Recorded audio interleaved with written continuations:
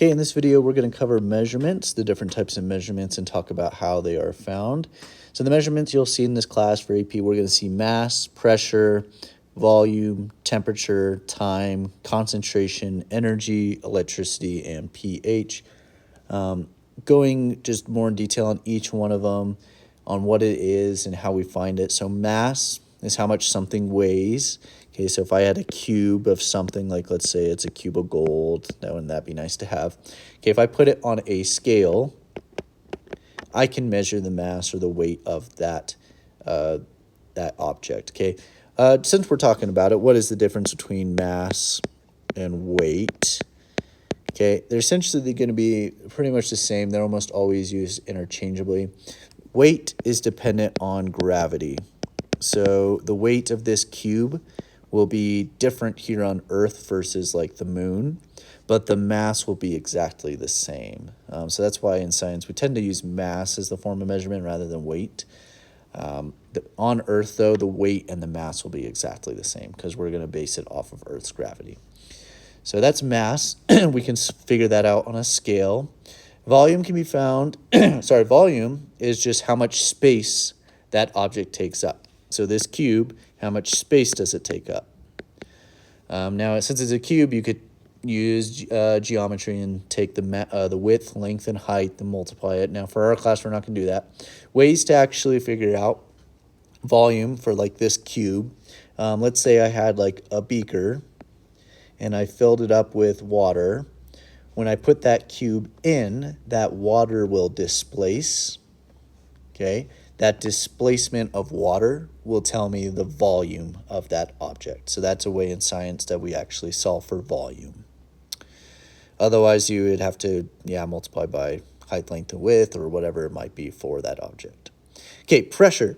Now, pressure is a form of measurement, of gas in an area. So let's say I have a container, and this container is completely sealed off, and there are gas particles inside. Let's say there's like oxygen and water vapor. I'm just going to draw circles for these.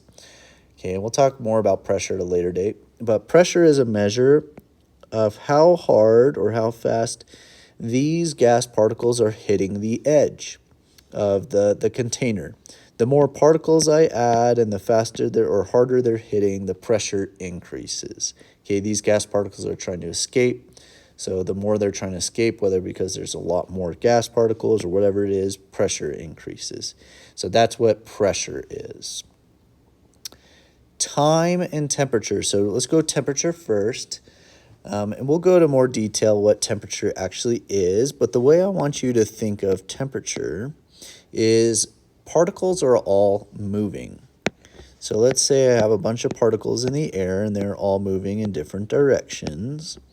All temperature is it's like a speedometer. It's measuring how fast or slow these particles are moving. Higher temperatures means they're moving fast. And slower moving particles mean they're very slow. So in the summertime, it feels really warm outside because the particles are actually moving a lot faster. They're getting heated up by the sun and they move faster. Whereas in the winter, when there's less sun and less direct sunlight, the particles are moving slower, and that's why it feels cold to us. But we'll talk more about that at another date. Time, hopefully, we're all familiar with, okay? For our class, that's going to be seconds. Most likely, we'll have minutes, hours, the typical units of measurement for time. Okay, hopefully we're all familiar with what time is. Okay, concentration you may not know much about. Think of like concentrated orange juice. Okay, I got my carton of orange juice. I spelled orange wrong. Okay, orange juice has a high concentration of oranges. That's why we call it concentrated. When something has high concentration, that means there's a lot of that stuff in it. Low concentration would mean it's diluted, and there's not a lot of it in it. So we don't want diluted orange juice. We want concentrated orange juice. So to put it even more simple terms, concentration is the amount of stuff in something. Okay, so We'll go more in detail on that on another day, but that's a basic idea of what that is. Okay, our other measurements we're going to go over in this class are energy and electricity. Okay, energy is anything that can provide a boost to a system to get something going. Okay, your body needs energy to work, to function, to live, to breathe, everything. It all requires energy. Okay, in order for chemical reactions to happen, it requires energy. So when we get to that unit about energy, that's the main thing that we're going to be talking about, is how much energy gets used or how much energy gets provided in a chemical reaction. And hopefully we're all very familiar with electricity.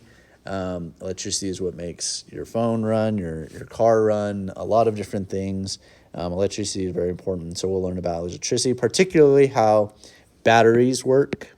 Okay, we're going to learn about batteries, and we'll talk about how much voltage a reaction we could get out of a chemical reaction. pH is the final one we'll talk about. pH is associated with acid and bases, and we'll go into more detail. What is an acid? What is a base at a later date? But pH is a measure of how acidic a solution is. So you may be familiar with like a swimming pool, how they check pH levels, and they want to maintain that level. And that is what pH is. So we'll talk more detail at another date on how to solve for pH and what it actually means. But these are the forms of measurements that you'll be seeing and will be very familiar with. And by the end of the year, you'll be very good at understanding all of these different types of measurements.